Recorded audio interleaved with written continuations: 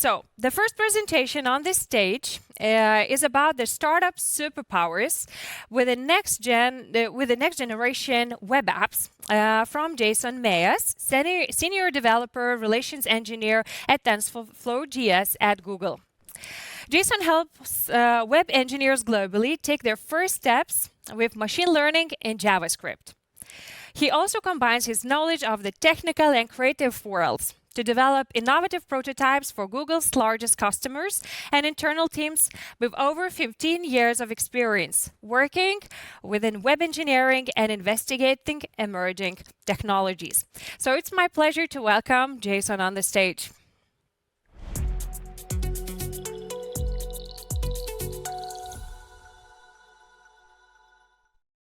Good morning, Jason. Hello there, thank you. Hello, you are kicking off our bleeding edge track today. So did you get a chance to grab a cup of coffee and energize yourself? I did indeed. I'm ready to go. I'm very excited to be presenting here today. Thanks for having me. Amazing. So we are ready for your presentation. The floor is yours. Wonderful. Thank you very much. So if we can switch to my slides, perfect. Hello, everyone. I'm Jason Meyes, Developer Relations Engineer for Tensorflow JS here at Google. And of course, as mentioned today, I'm going to be telling you all about how you can build the next generation of web apps with Tensorflow JS. So let's get started with that. So first off, I just want to start with this. Machine learning could influence every industry out there. And we're very lucky to be potentially the very beginning of this wave that's just getting started. In fact, over the years, we've gone through many ages, if you will. You might be familiar with the Industrial Revolution, for example, and currently we're living in the scientific or digital revolution. However, we're fast approaching the machine learning revolution, or maybe we're already at the start of it right now. And notice in this graph here how each revolution is shorter than the last, but makes more human progress in terms of innovation than the prior terms in terms of area under the graph. In fact, this next stage could lead to more progress and innovation than all of those that came before combined. So this is a very exciting time to be living. But wait, what is all this about exactly? Well, let's back up just a little bit and address one of the elephants in the room. First off, what exactly are all the buzzwords anyhow?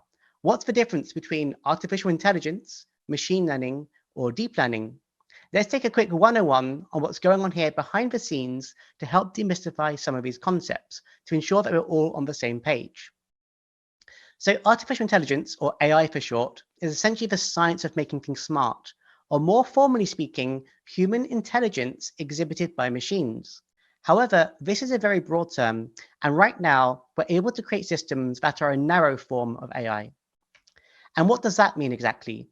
Well, narrow AI is simply a system that can do one or maybe a few things as well or better than a human expert for that task. A great example could be text classification. As a web developer, you may have at some point been asked to make a contact form where the user writes a message, that message is sent to a company, and then someone decides what sub-team it should be forwarded to. Well, with advances in technology, you can now train a system to automatically route the message to the correct team based on its content if there's enough examples to learn from. Pretty useful, right? Or how about the medical industry that can now use AI systems to scan through grainy medical images of, say, brain scans to accurately identify tumors in such images with an accuracy that can exceed even a professional. This can make the analysis faster, more accurate, and cost efficient than ever before, which is great for both doctor and patient. Now, there's a lot of systems right now that work hand in hand with their human counterparts to create a workflow that's more efficient than ever before. So next up, we've got machine learning, or ML for short. This is at the implementation level. It's the actual program we can create that can learn from the training data presented to it to find patterns in that data. It can then use this knowledge to classify previously unseen examples of the same type in the future. Now, machine learning is an approach to achieve AI that we just spoke about on the previous slides. And the key thing here is that these systems, once programmed, can be reused. So if I create a machine learning system that can recognize cats, I can use the same code without modification to then recognize dogs, just by feeding it different training images for it to learn from. This is very powerful and a big difference to how we used to program in the past. Take spam email as an example. With traditional programming, we may have had to have a bunch of conditionals or lookups to check if a word was associated with spam. If it was, we would block the email. However, the spammer can get savvy of this, modify the word slightly, and then our system would be broken. Thus, a tug of war is of keeping up to date between spammer and programmer develops, which is not a good use of anyone's time. Fast forward to today, and we now use machine learning to solve this problem. Instead, thousands of users mark emails as spam, and the machine learning will automatically figure out what words and features are most likely to have contributed. We can then retrain the model every day with fresh content, and now no human needs to be involved, freeing up time to do other things. And here are just a few more common use cases for machine learning. Things like object detection, which is recognizing an object in an image, for example. Or how about regression, which basically means predicting some numerical value from some input numerical value. For example, what is the price of a house with a square footage of 1,000 square feet? Maybe in San Francisco, that might be $1 million. And with enough data, you can predict this with machine learning. Or how about natural language processing to understand human language? With this, we can mark a sentence on a blog post comment if it's toxic or not, or if it's positive or negative in the statement. One could use this to assist blocking trolls on the internet before they even are able to post for comment. Or how about on audio for speech recognition? I'm sure many of you have smartphones or have tried web speech APIs. This is all powered by machine learning behind the scenes. And finally, we've got generative or creative examples, one of which we can see on this slide right now, which was created by NVIDIA's recent research. Now, the key thing to note here is that none of the faces in the animation are real. They've been dreamt up by the machine learning model. Just like if I asked you to imagine a purple cat in your head right now, you could probably do so even though you've never seen one. Here, the machine learning has learnt the essence of what a human face is composed of, and then is asked to generate new ones that it believes to be real. So what about deep learning then? Well, deep learning is essentially one technique you can use to implement the machine learning program we spoke about on the previous slides. You can think of this as one of the many possible algorithms you can pick from to make the program learn from the data you present to it. There are, of course, many other techniques too. Now, essentially, deep learning is where the code structures are arranged in many layers, which very loosely mimic how we believe the human brain to work, essentially learning patterns of patterns further down the layers you go. And what do I mean by that exactly? Well, imagine in the early stages, you can recognize something simple like lines. You go one level deeper, and those lines might combine to allow you to recognize shapes. You go one level deeper still, and those shapes might combine to allow you to recognize objects. For example, a face, which might be represented by several shape features in certain positions relative to each other. Now, generally, the deeper the network, the more advanced patterns we can recognize, but this comes at the cost of processing power. So in summary here, we can see how these three terms are actually linked. The deep learning is the algorithm that you can use to drive the machine learning program, and this machine learning program gives us the illusion of artificial intelligence, if you will. Now, these concepts actually go back to the 1950s. They're not actually that new, but it's only now that we've got the resource at cheap enough costs, such as the RAM, the CPU, or the graphics card, to make these ideas feasible. So we're truly living in exciting times, and we're at the start of a new way for how we create smarter systems in the future. So the next question you might be wondering then is, how on earth do we train such systems? And that's a really great question. Now, I know we all come from many different industries, so feel free to adapt the following to your own areas. But let's just do a thought experiment and pretend we're trying to make a web-connected system for farmers, and they're trying to classify apples and oranges in order to speed up the delivery of their picked fruits that are currently mixed together and need to be sent to the right destinations. Now, the first thing we need to identify are the features or attributes of the fruits that we could measure. Let's take color and weight as an example. Both are easy to measure. We can use digital weighing scales or the RGB values from a webcam, which would allow us to do this. And of course, both of these things are numerical, which is great for machine learning. Now, going back to your high school mathematics, if we were to sample some apples and oranges and plot these values on a scatter chart as shown, we can see here that the red and green apples fall in the red and green spectrums of the x-axis of the graph, and they tend to cluster together with similar weight variance in the y-axis. Now, the oranges, because they're super juicy, tend to be a little bit heavier and are higher up on the chart. Now, if we can draw a line that separates the oranges from the apples, we can now with some degree of certainty decide what fruit something is simply by plotting its features on the chart, and if it's above the line, it's most likely an orange, and if it's below the line, it's most likely an apple. We've essentially learned how to classify the fruits. So if we can get a piece of software to define the equation of this line by itself, we can then get a computer to learn to classify fruits too. And this is the essence of what machine learning is doing behind the scenes. Not so magic, right? Well, essentially, we're just trying to figure out the best possible way to separate out the example data such that for a new unseen example, we have a chance of classifying it correctly. But what if I'd chosen bad features? Let's take ripeness and number of seeds instead. Here, the scatter plot is yet less useful to us. There's no straight or even curved line that would allow us to separate these data points. We can't really learn from this data alone. And you might be thinking, well, Jason, why would you choose such obviously bad features like this? And sure, with this trivial example, it's clear that this would be unwise in the case of fruits. But what about those medical scans we spoke about previously that are just image pixels? How do we define features for those? It's not always so obvious. And what if we had more than two features? Previously, we had two features, so we used a two-dimensional chart to separate the data with a line. If we had three features, we would need a 3D chart to do so, as shown here. In this graph, we add weight to our previously unsplittable features, and now we can use a plane or a rectangle in 3D space, if you will, to separate the oranges from the apples. Hopefully in this image, you can see that the oranges are now further back in the weight axes, making them separable from the apples. But it turns out that 3 dimensions is typically not enough for most machine learning problems. It's not unusual to have tens, hundreds, thousands, even millions in the case of images, where each pixel is a feature.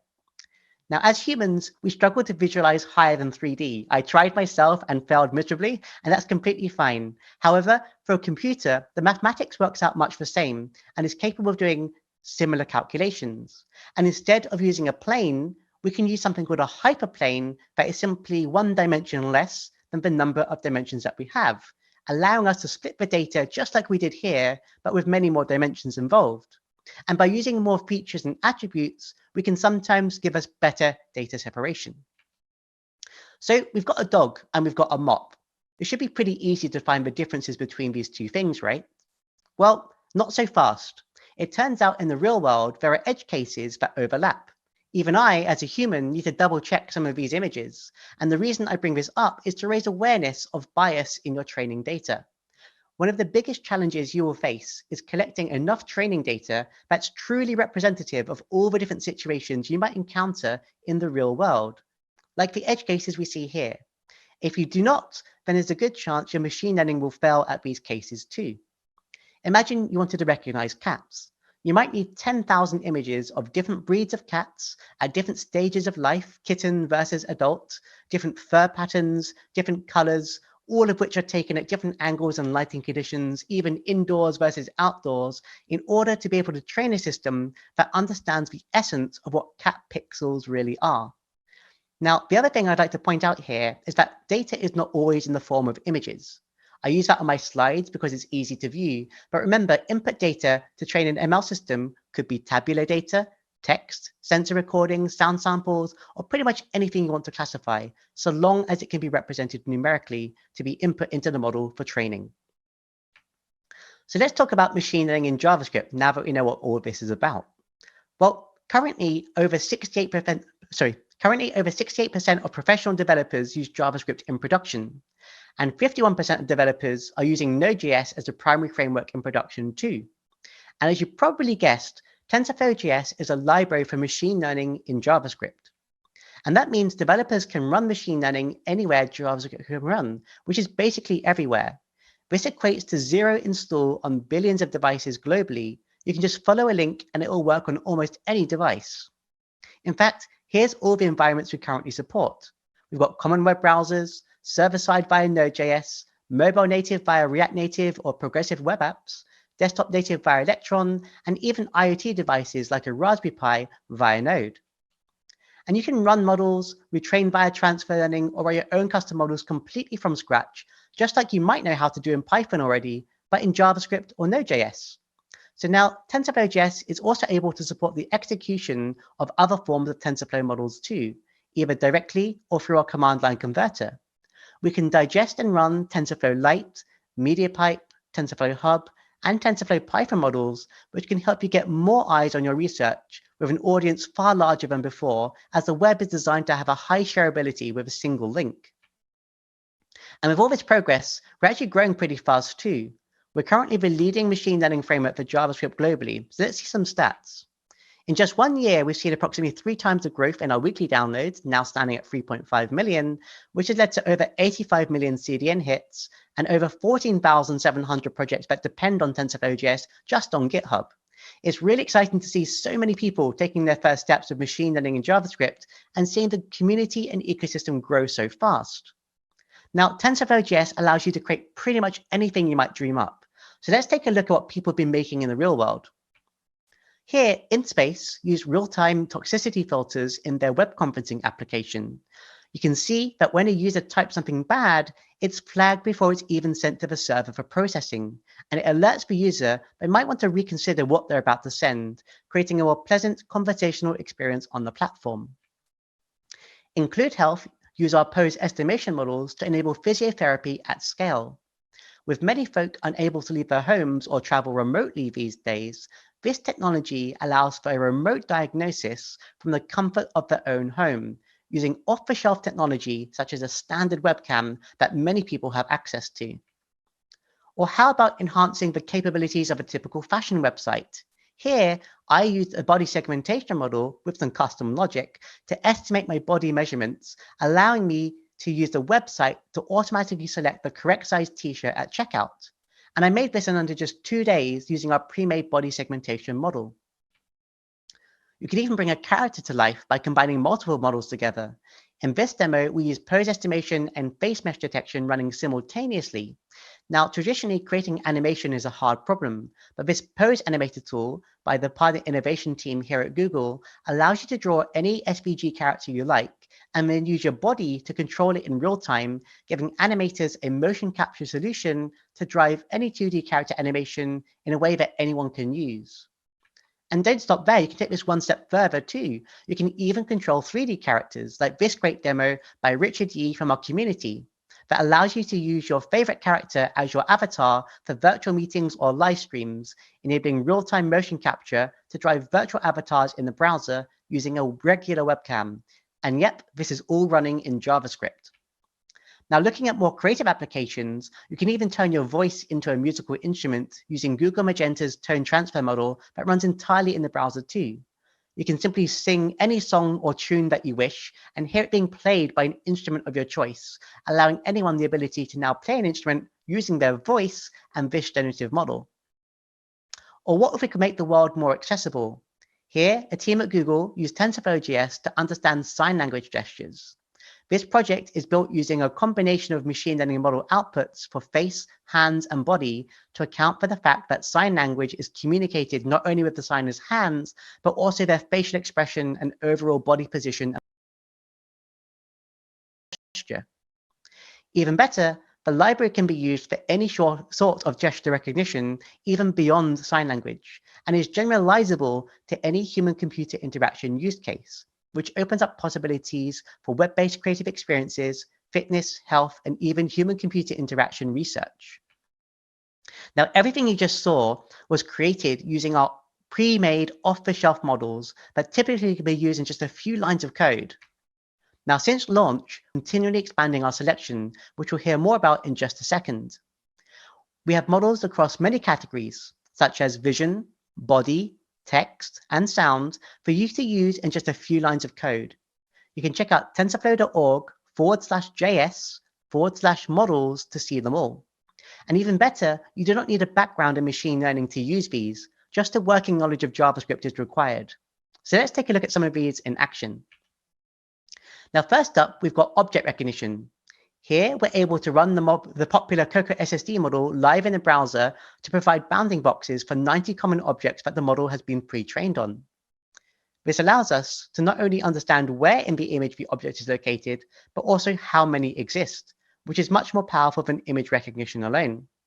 So let's go ahead and see this in action. Just give me a second here whilst I bring up the demo.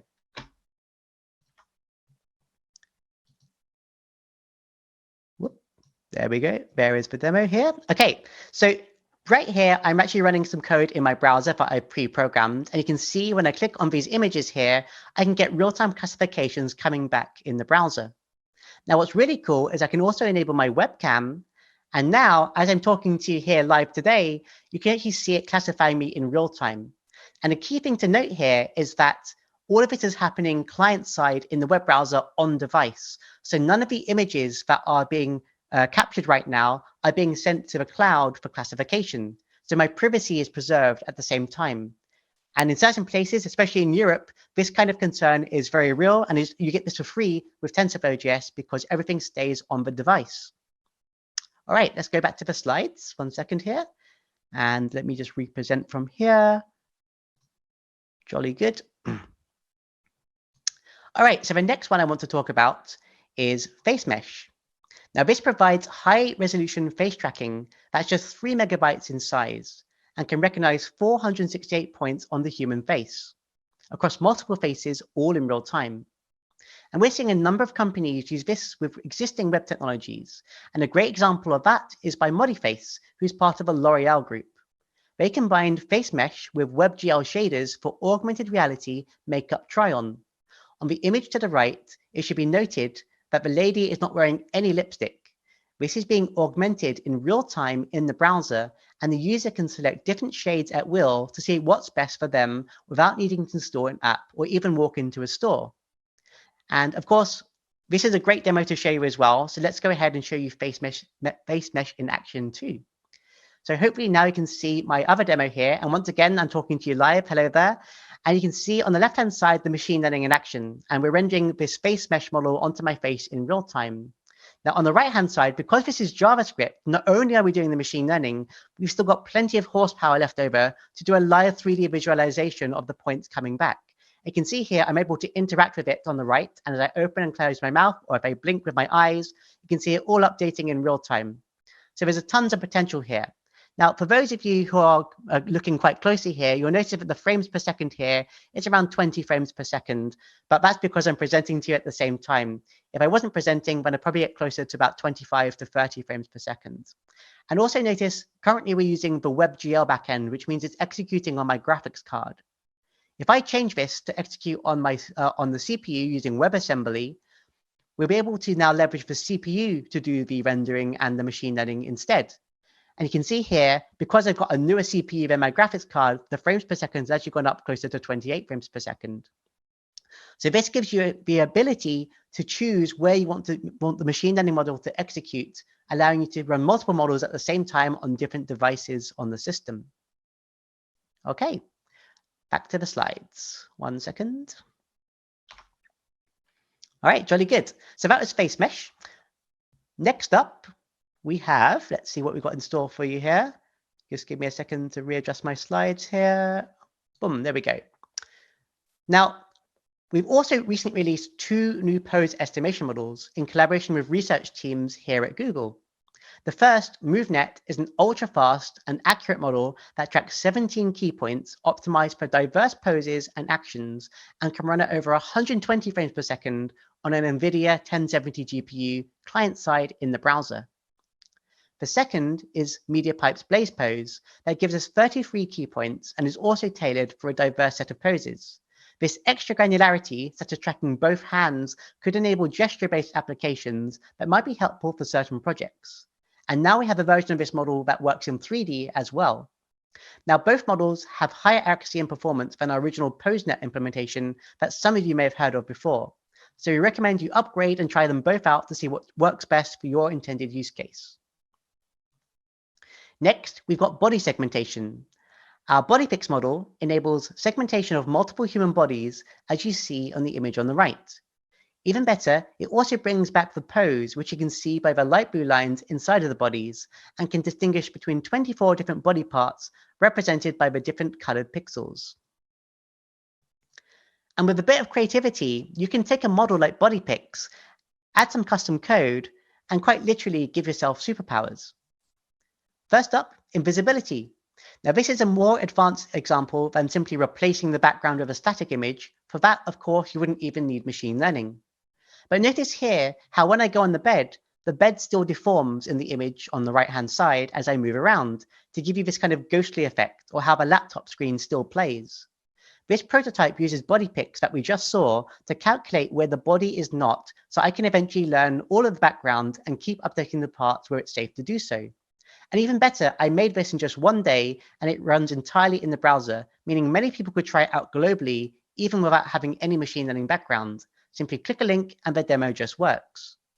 And also, of course, no images are sent to the server for classification, leading to real-time results. Next, how about lasers? Now, another member of the community combined his love for WebGL shaders with TensorFlow.js to enable him to shoot lasers from his eyes and mouth. This uses the face mesh model we previously saw and runs in real time in the browser without issue. Now, while this is more just of a fun demo, you can imagine using this for a movie launch to amplify reach with a creative experience for the movie fans or more. Or how about teleportation? By combining TensorFlow.js with other emerging web technologies, such as WebRTC for real-time communication, A-Frame for mixed reality in the browser, and FreeJet.js for 3D, you can now even create a digital teleportation of ourselves anywhere in the world in real time. Here, I can segment myself from the bedroom, transmit just for segmentation to save bandwidth, and then recreate myself in a real-world environment with WebXR. Remember, all of this is happening in the web browser, no app install is required, leading to a frictionless experience for the end user. And having tried this myself, it really feels more personal than a regular video call, as you can walk up to the person and hear the audio from the correct direction. In fact, maybe next time I'm presenting to you, I'll be able to do so in your room just like this, as if I was standing right in front of you. And here we see an example from our community who use similar technologies to bring people to life from fashion magazines right before your eyes. And note, even with these fancy particle effects and machine learning running, this is actually running on a 3-year-old Android device, but still the performance is great. And pre-made models like the ones you just saw are really easy to use. Here's an example for text search in the browser. Here you can find the answer to a question in any piece of text you present to it. Examples like this are now possible with our BERT-based Q&A model in TensorFlow.js, as illustrated in our collaboration with Creative Lab here at Google. You can see how we use it in a Chrome extension that you can use on any web page. You just ask a question and you'll be scrolled to the answer that most likely fits. As no server calls are required, your privacy is completely preserved too, whilst browsing the web pages you love. Now you might be wondering how hard it would be to make something like this. Well, using a pre-made TensorFlow.js model is really simple. In fact, the core code fits onto a single slide. So let's go ahead and walk through it. So first, you're going to import the TensorFlow.js library, and then, of course, the pre-made model you wish to use, in this case, the Q&A model. Next, we can define the text we wish to search. This could be some text on a website, but here we're just going to use a simple string to keep it short. We then also define the question the user wants to ask, which of course could come from some input box in a real web application. Now we load the question and answer model itself, and as this takes time to load, it's performed as an asynchronous operation. So we use the then keyword to wait for it to be ready, and once the model is available, our function will be called, which is passed the loaded model as a parameter. Finally, we can then call model.findAnswers, and we pass to this function the question we want to answer, along with the text we want to find the answer from. Again, this is an asynchronous operation, as it might take a few milliseconds to execute, but this promise will resolve to return an answers object, which we can then iterate through to find the most likely answer from the given package of text.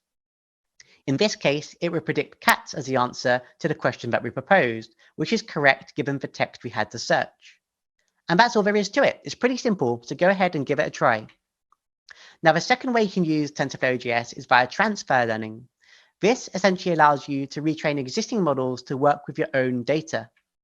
And the easiest way to try out transfer learning for yourself is to use Teachable Machine.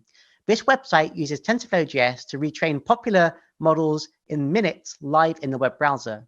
This is great for prototyping ideas and to get a feel for the power of TensorFlow.js if you haven't tried it before. So let's go ahead and see this in action. And just give me a second here whilst I switch to the demo. So if you go to teachablemachine.withgoogle.com, you'll land on a page that looks something like this.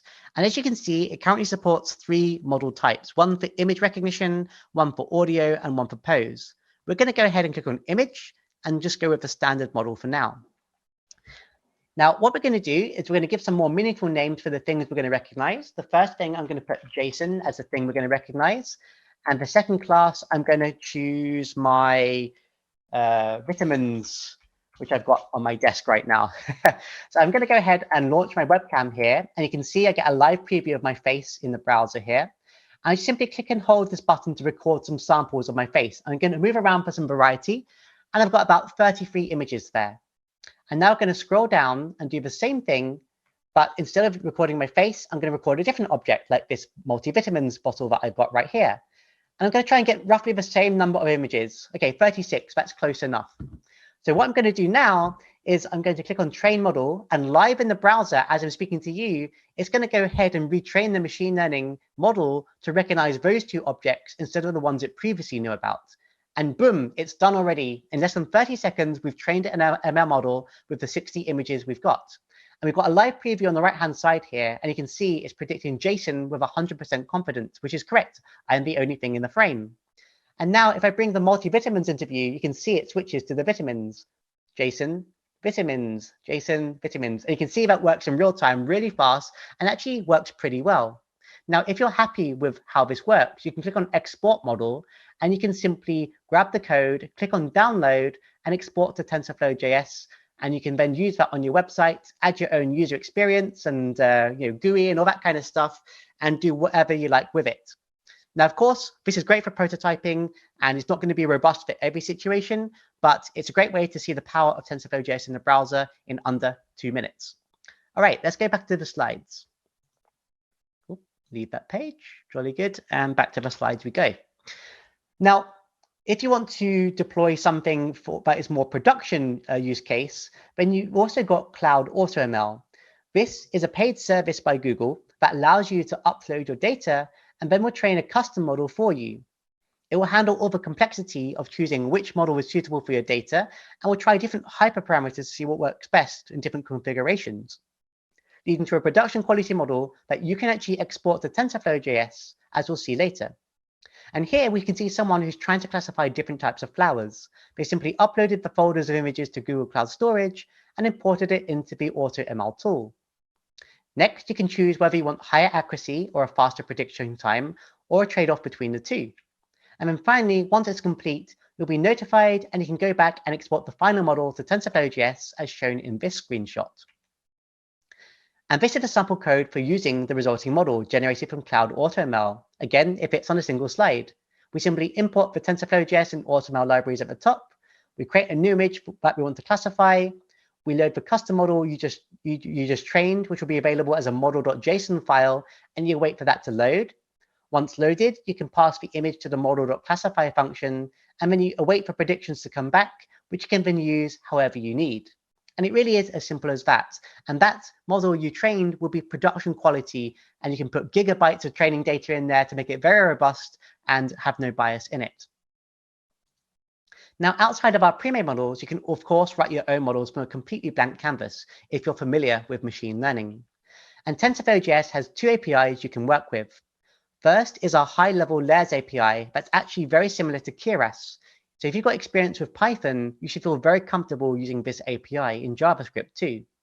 Next, we've also got our low-level ops API, which is more mathematical in nature and allows you to go lower level, allowing you to do things like linear algebra to build pretty much anything you might want. So here we can see how it all comes together. At the top, we've got our pre-made models. These are built upon our layers API, which itself sits upon the ops API. Now, this then understands how to work with many different environments, such as the client side, which includes things like the web browser, for example. And each one of these environments can execute on different backends. Now, by backend here, I do not mean server side. In this context, it refers to the hardware on which it will be executed. So let's dive into backends in a little more detail. Now, on the left, we've got the CPU, which is always available. It's essentially vanilla JavaScript, but it's the slowest form of execution. We also have WebAssembly for faster CPU execution with support for SIMD and multithreading. And with this, our smaller models can run just as fast on CPU as our GPU implementation in the browser. We then have WebGL for GPUs, which supports 97.6% of devices out there. And that means we can run on more than just NVIDIA GPUs. We can run on AMD and Intel too. So that means you can get a great performance even on a MacBook without an NVIDIA graphics card. And looking towards the future, we're seeing new web standards being formed, namely WebNN and WebGPU, which we're also investigating to accelerate performance even further. And there's a similar story for the server-side environments, which is provided by our Node.js support. Here you can see that our Node.js environment supports the same TF-CPU and TF-GPU bindings as Python has. Both Python and Node are just wrappers around the C++ core. And that allows us to get the same or better performance from Python, as we too can leverage the CUDA and AVX acceleration on the server side, but we can also leverage the just-in-time compilation features of JavaScript. More on that later. Now, if you do prefer to use Python for your machine learning research, that's of course completely fine, and we support the ingestion of Keras and TensorFlow saved models directly within Node.js without any conversion. This is great as it allows you to directly integrate with web teams that are most likely going to be using Node.js as their preferred framework, with over 50% of users choosing Node as their backend framework of choice, according to the 2021 Stack Overflow Developer Survey. Now, if you wish to execute your Python models in the web browser, however, you'll need to use our command line converter to convert to the model.json format needed to run in the browser. As the browser implementation is a complete rewrite, so long as the ops or layers used in the Python model are supported, you should be able to convert without issue to run client-side. If not, you would need to change the model not to use those ops or contribute the missing op to the TensorFlow.js project. We are open source, of course, and this conversion step is only required if you wish to run a saved model in the web browser, and it's not required if you need to run it on Node.js on the server side. So what's the performance like then? As you can see here, executing MobileNet v2, which is an image recognition model, on both Python and Node with CUDA leads to less than 1 millisecond of difference for raw execution time. However, if you've got a lot of pre or post processing, then Node.js can leverage the just-in-time compiler of JavaScript, which can give you some significant performance boosts over Python, as we see here. Here we can see how Hugging Face, who are well known for the natural language processing models, converted their Distilbert implementation to Node.js. This resulted in a 2x performance boost over their Python equivalent. So if performance is top of mind, you might want to give Node.js a try, especially if your end goal is to expose a web API for inference, for which Node is very well suited. And in summary here, you can see some of the benefits of using Node on the server side. First, you can use the TensorFlow saved model format without conversion. This in turn may enable you to run larger models than you can do on the client side. Remember, with Node, you can leverage the full power of server hardware just like Python, and in some situations, it might not make sense to transfer large models to the client side. They might be gigabytes in size, for example. Next, it also allows you to code in just one language. And this is great for JavaScript developers who are already using JavaScript, of course. And if you don't use JavaScript, well, bear in mind that 68% of developers do. And that can enable code reuse across the stack, which for a small startup can be very beneficial, as your existing web engineers can deploy machine learning models too for your business use case. And then finally, performance. As mentioned, our Node.js implementation talks to the same C++ behind the scenes as Python does. So you get the same CUDA and AVX support on the CPU and GPU respectively. However, due to the just-in-time compilation of JavaScript, your model can run faster in Node. So do check that out. And then finally, let's talk about the client-side superpowers that can only be achieved by running in the web browser on the client side, should you choose to convert your model to run there. Now, the first big thing is privacy. Inference is performed on the client machine, so no data ever needs to be sent to a third-party server, maintaining privacy for the user. This is particularly important for industries where it might be a requirement not to transfer data to a third party, like medical or something along those lines. Not to mention there's growing privacy concerns these days, and here you get it solved for free with TensorFlow.js. The next point is lower latency. As JavaScript has direct access to the device sensors such as a microphone, camera, accelerometer, and more, there's no round-trip time to the server required to analyze that data. Latency to the server could be as close to 100 milliseconds on a mobile connection, and assuming zero latency for processing and inference, the maximum frames per second would cap out at 10 frames per second if you're sending images one by one, which is less than ideal. With TensorFlow.js running on device, you can go much faster than that. And the next point is cost.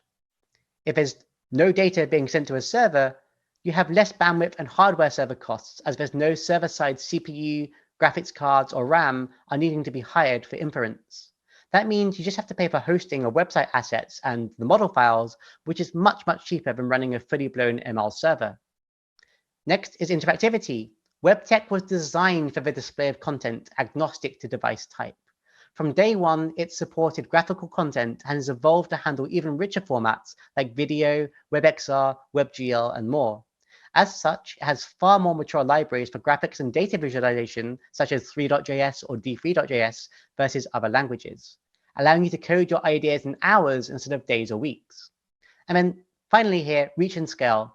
Anyone can click on a web hyperlink and load a web page, and the machine learning will just work, with zero install required. Even better, you get more eyes on your work using cutting-edge research in novel ways across industries. And on the subject of getting more eyes on your work, how can TensorFlow.js aid researchers? Well, what if you could get your research into the hands of more users? What we see here is the typical approach needed for server-side environments. First, you must install Linux, then CUDA, install TensorFlow, clone some GitHub repository, read the documentation, hopefully it's written well, install the dependencies, and then maybe if everything is on your side, it works and you can run the example. On the web, anyone can just visit a website and it just works. Even more, engineers and creative folk can then start to explore the power of cutting-edge research for their ideas in minutes instead of hours to see if it's even a good fit for their needs before committing more time and effort to go deeper. And many of these potential new users are aware of the research coming out, but are unsure how to get started. Often there's a programming language barrier or added friction to usage, as we just saw, for a domain they're unfamiliar with. And offering a web-accessible model could encourage more users to try such a model out in their respective industries, even if they're not ML experts themselves, which in turn can drive innovation and new ideas. These ideas and use cases could lead to valuable feedback for researchers, as the industries the model would be exposed to may be far greater than before. And this feedback of discovery of the potential biases for real-world applications could then drive future improvements to the research model, thus enabling creation of better models further down the line, leading to a positive feedback loop of new research model consumption, industrial innovation, and prototyping at scale, which in turn drives new research for edge cases discovered. This is in fact how we're working here at Google, which has led to many improvements in our pose estimation models, for example, like MoveNet, which after launch received feedback from companies in the healthcare industry who we then collaborated with to produce an even higher quality model that's now available for everyone to use. Next, I'd like to highlight just a few examples of some of the tools and libraries that are coming out in JavaScript to make your lives even easier when working with machine learning in JavaScript. First is Danfo.js, which essentially ports pandas to the JavaScript community. It provides a similar interface and API, so users familiar with pandas can easily use Danfo.js, and it's really fast too. You can learn more at danfo.jsdata.org. And on that note, How9 has started a whole company around data science in JavaScript. They provide an easy-to-use web interface to understand and manipulate your data, which you can then use to train custom models in browser or apply existing models to get greater insights into your data. Maybe you can apply sentiment analysis to your comments in your data set, which you can then visualize to see if that aids in finding an underlying pattern. This is all possible with this easy-to-use tool, and is simple enough for anyone to use, opening up data science to a much wider range of companies and individuals. Furthermore, we have created benchmarking tools to help users understand how TensorFlow.js models perform on different devices. By choosing the custom model option, you can tell the tool where to load the model from, along with what backends and environments you want to benchmark with. We even support testing via browser stack to collect results from multiple devices remotely. The TensorFlow.js team have used this tool to help productionize many of the models you heard about today, and this tooling is now available for everyone to use over on our TensorFlow.js GitHub repository. Now, to wrap up, I'll summarize some of the resources you can use to go get started if you want to go further after this talk. For a more hands-on, step-by-step introduction, check out our code labs at codelabs.developers.google.com. You can simply search TensorFlow.js on this site to find a whole bunch of useful step-by-step guides like the ones you see on this slide. And if there's one slide to take a screenshot of, let it be this one. Here you can find our website for more details on the library, or check out even more of our pre-made models that we didn't cover today. You can view our open source code on GitHub, and even make a contribution if you're up for the challenge. Check out our official TensorFlow forum for more technical questions, and remember to tag your post with TFJS so we can find it. We've also got code examples you can fork in minutes over on glitch.com and codepen.io that provide boilerplate code to get you started really fast. And of course, for inspiration, check out our short 10-minute interviews over on YouTube for our Made with TensorFlow.js series. Now, for further reading, I'd recommend checking out the 2 books on the right. The first is from O'Reilly and is a good, easy-to-follow introduction to machine learning and TensorFlow.js. The second is by Manning Productions and was written by some of the folk on the TensorFlow team here at Google and goes a little bit deeper for those who may have prior experience in machine learning. So come join our growing community. There are far too many examples coming out every single week to fit in a single presentation. So check out the hashtag MadeWithTFJS on social, such as Twitter and LinkedIn, to see what people are making around the world. And if you make something using TensorFlow.js, maybe your company or in your personal time, be sure to tag it too, so that we can find it and maybe feature it at our future events. Now, we also formed a special interest group to work on key areas of research. So if you're interested in actually contributing to the future of TensorFlow.js, then do check this out. Or maybe you want to spread the love for TensorFlow.js in your region. I'm looking for new people in Lithuania to help us spread the love there too. So if you've been inspired by what you've seen today and would like to talk about TensorFlow.js in your region and help people learn about it, then feel free to reach out to me after the show. So the only thing left to say now is, what will you make? My final example here is by a member of our community from Tokyo, Japan. He's a dancer by day, but has managed to use TensorFlow.js to create an amazing hip-hop video with some pretty cool visual effects using body segmentation. Now, the reason I end with this is that machine learning really now is for everyone, no matter what your background. And I hope TensorFlow.js can enable more people than ever before to start their journey with machine learning. Creatives, artists, musicians, no matter what background you come from, you can still use models in ways the original model creator had never dreamt up, as you saw from just a few of the demos today. We look forward to seeing what you create, so please do use that MadeWithTFJS hashtag so we can find your work. And with that, thank you so much for listening. Feel free to connect with me on Stay in Touch. I'm Jason_Meyes on Twitter or Creative Tech on LinkedIn, or if you prefer, I've also got a Discord server. Here, I post all the latest finds around machine learning in JavaScript, innovation, web tech, and more. See you there, and we can now check any questions. Thank you. Thank you very much, Jason. That was such an interesting presentation. I was all my ears with you, and even we have received some questions from the audience that I'm ready to pass it for you. So Mantas is asking, which project you worked on was the biggest challenge for you? Oh my gosh. Unfortunately, probably the most ambitious projects I've worked on are under NDA for Google. However, in some of my prior roles at Google, I've worked on some interesting areas where I've combined multiple technologies together. So maybe machine learning combined with augmented reality and all this kind of stuff. So I often have quite a bit of fun doing that kind of thing. And I think one of those was represented in the presentation today, the teleportation project. I have had an awful lot of fun with combining emerging technologies to really make something that could change the way we communicate in the future. And that was a lot of fun, and I believe we now have a patent for as well. So jolly good show. Yeah.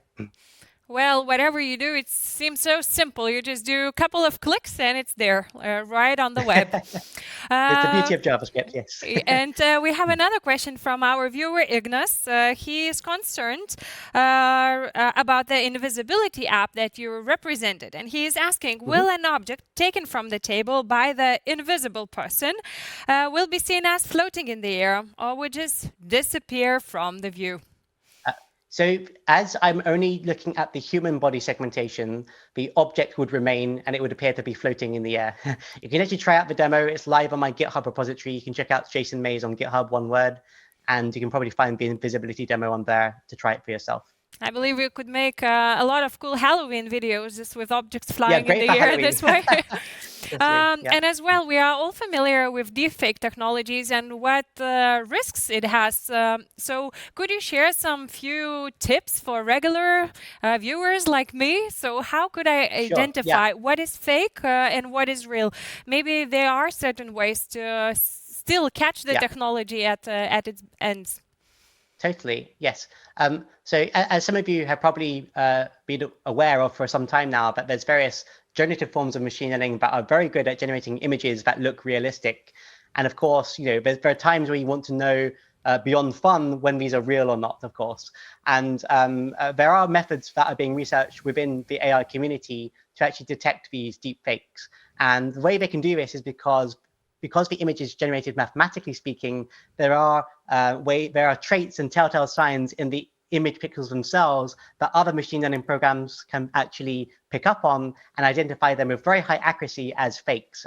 So if you check out how to combat deepfakes on a Google search or something like this, you'll find a whole bunch of research that came out over the past year or so that does exactly that kind of stuff and helps alleviate some of those concerns. And I'm sure our viewers are interested.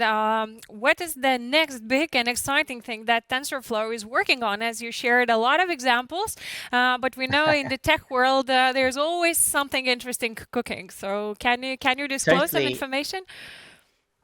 Yeah, so I guess obviously, if there's a Google I/O next year, then all details would be revealed in such an event. But obviously, the TensorFlow.js team here are continuously producing new models for you to use that are very fast and easy to use. And we will have some more coming out soon. We just released a new hand pose model that tracks multiple hands at the same time in 3 dimensions and can be used for many things. You can imagine using your hands to draw in real time in a video call or something like this. Whatever you have in your creative imagination, you can probably use it for that. And we've got other improvements coming out around body segmentation in these areas too, for more accurate models in these areas that run faster on other devices too. So that's a taste of an immediate feature, but longer term in 2022, of course, we're always looking to improve the library, supporting more operations and looking to convert more state-of-the-art research models to JavaScript. But can you predict how far are we from having each of us an avatar to present us, to represent us in the conference, to represent us at work? I've already seen there are talent shows that are presenting people in their 3D models. So is it a near future or still some time to wait? Yes, I mean, this technology exists in terms of virtual avatars. I actually interviewed a guy called Richard Yee on our Made with TensorFlow.js show over on our YouTube channel. And I've got a great video there of how he explains how he does VTubers using TensorFlow.js, in fact, to control them using his body so he can join a call or whatever he likes as his favorite anime character, essentially. And these things are becoming more prevalent and more socially acceptable these days. And I think we're going to see a lot more of that happening, especially with all this metaverse stuff happening these days as well. I think that's going to be a growing trend for the foreseeable future. Great. Our viewer, Sam, has a question for you. Have you heard about Digital Twin project from Cambridge? I think I have heard of that, yes. I don't have all the exact details to mind right now, but I believe I have heard of the name and I've got a vague idea of what was going on. I see a lot of research coming out both internally at Google and externally, so I've got to be careful what I say. But but yes, I think I'm aware of that. And it's very exciting to see this kind of stuff coming out.